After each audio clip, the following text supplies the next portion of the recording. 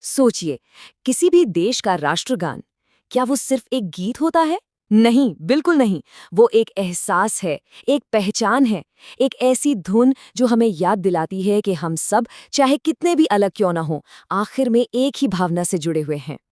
और देखिए, दुनिया का हर राष्ट्रगान है तो देशभक्ति से भरा हुआ, पर सबका ना अपना एक अलग ही फ्लेवर होता है, एक अलग मिजाज। और ये फ्लेवर आता कहाँ से है? ये आता है उस देश के इतिहास से, उसकी संस्कृति से और उसकी अपनी अनोखी कहानी से। तो चलिए, आज राष्ट्रगानों में छिपे इन्हीं अलग-अलग फ्लेवर्स को समझने की कोशिश करते हैं।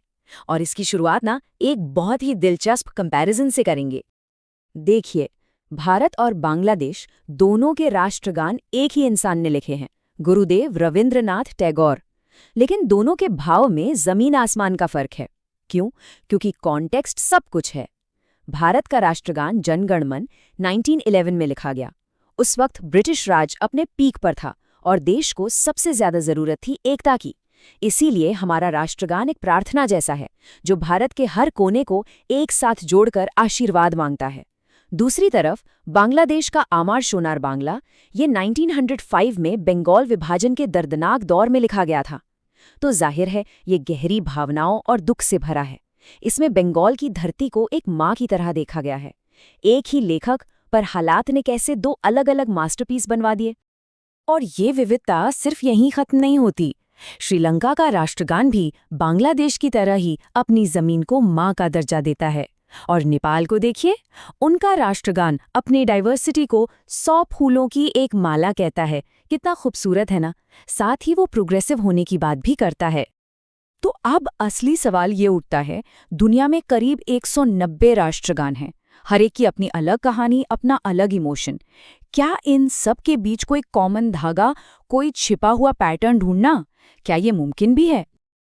अब सवाल तो बहुत दिलचस्प है, पर इसका जवाब ढूंढना उतना ही मुश्किल। ये एक लगभग नामुमकिन सी चुनौती लगती है। सोचिए, एक तरीका तो ये है कि कोई बैठे और 190 के 190 राष्ट्रगान सुने, उनके मतलब समझें, उनके संगीत को एनालाइज करे और फिर जाकर उन्हें ग्रुप्स में बांटे। लेकिन सच बताइए, इतना टाइम है किसके पास? ये तो प्रैक्टिकली इम्पॉसिबल है। तो फिर रास्ता क्या है? जवाब है प्रोग्रामिंग।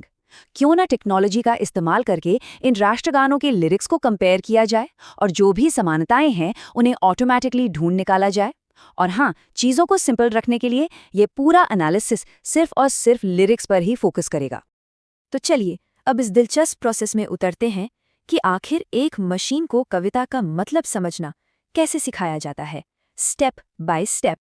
सबसे पहला और सबसे ज़रूरी कदम, डेटा को स्टैंडर्डाइज करना। अब देखिए, हर राष्ट्रगान अपनी भाषा में है, कंप्यूटर तो कंफ्यूज हो जाएगा। तो क्या किया, सारे के सारे राष्ट्रगानों को एक कॉमन भाषा में ट्रांसलेट किया गया, इंग्लिश, ताकि सब एक ही लेवल पर आ जाएं। लेकिन यहाँ एक पेंच है। हमारा कंप्यूटर हमारी तरह स्मार्ट नहीं है। उसके लिए मदर और मदरलैंड दो बिल्कुल अलग शब्द हैं। अरे छोड़िए, अगर मदर के आगे बस एक कॉमा भी लग जाए ना, तो हमारे कंप्यूटर जी के लिए ये दोनों अलग अलग चीजें बन जाती हैं। तो इसलिए कंप्यूटर को डेटा चम्मच से खिलाना पड़ता है, बिल्कुल आसान करके। पहला स्टेप है टोकनाइजेशन, मतलब वाक्यों को अलग अलग शब्दों में तोड़ देना। फिर आते हैं स्टॉप वर्ड्स हटाने पर। ये ए एंड द जैसे शब्द हैं जो ग्रामर के लिए तो ठीक है, पर मतलब में ज़्यादा कुछ जोड़ते नहीं। और फिर सबसे ज़रूरी कदम, स्टेमिंग, यानी हर शब्द को उसकी जड़, उसके रूट फॉर्म में ले आना। जैसे शाइनिंग बन जाता है शाइन। और जानते हैं, इस पूरी सफाई के बाद क्या होता है? हमारे राष्ट्रगान कुछ ऐसे दिखने लगते हैं जैसे उन्हें किसी 3 साल के बच्चे ने लिखा हो। थोड़ा अजीब लगता है सुनने में, पर सच ये है कि हमारे कंप्यूटर को एनालिसिस के लिए ठीक यही चाहिए, एकदम सिंपल, साफ सुथरा डेटा। लेकिन रुकिए, काम अभी खत्म नहीं हुआ है।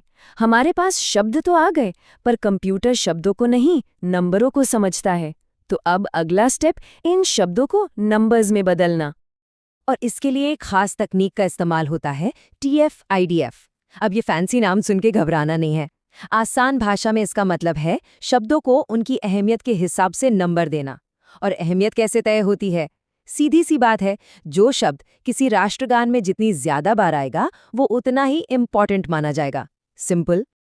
और इस प्रोसेस के बाद जो हमें मिलता है वो है एक बहुत बड़ी टेबल। सोचिए, इसमें 190 पंक्तियां हैं, हर देश के लिए एक, और 2544 कॉलम्स हैं, हर एक यूनिक शब्द के लिए। तो अब हमारे सारे राष्ट्रगान, सारे शब्द नंबर्स में बदल चुके हैं, कंप्यूटर के लिए तैयार। अब जब डेटा पूरी तरह तैयार है तो समय आता है आखिरी ब्रह्मास्त्र चलाने का, जिसे कहते हैं के मीन्स क्लस्टरिंग।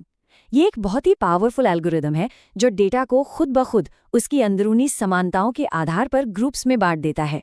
और सबसे अच्छी बात, इसे पहले से कोई ट्रेनिंग देने की जरूरत नहीं पड़ती।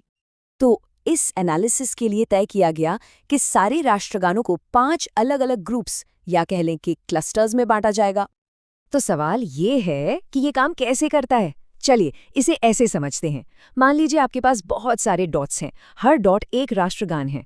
सबसे पहले एल्गोरिदम कहीं भी 5 रैंडम सेंटर पॉइंट्स चुन लेता है, फिर हर डॉट अपने सबसे करीबी सेंटर से जुड़ जाता है।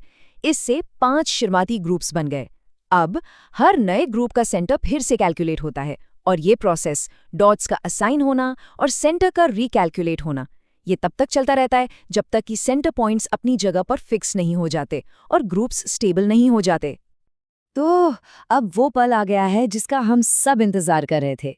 इतनी सारी मेहनत के बाद आखिर कंप्यूटर के एनालिसिस से राष्ट्रगानों के कौन से 5 अनोखे परिवार सामने आए हैं, चलिए देखते हैं।